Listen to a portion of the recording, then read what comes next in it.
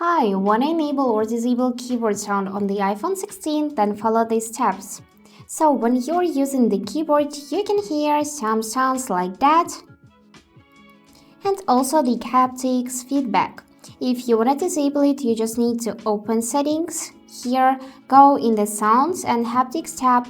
After that, scroll till the end and go in the keyboard feedback. And here, if you would like to silence your keyboard feedback, you just need to tap on the switcher to disable sound and haptic. And now when you'll be using your keyboard, you will not hear any sound or any haptic feedback. If you want to enable both features, you just need to tap on them like that and it will be enabled again. So that's it, how it works. I hope this video was helpful for you and thank you for watching.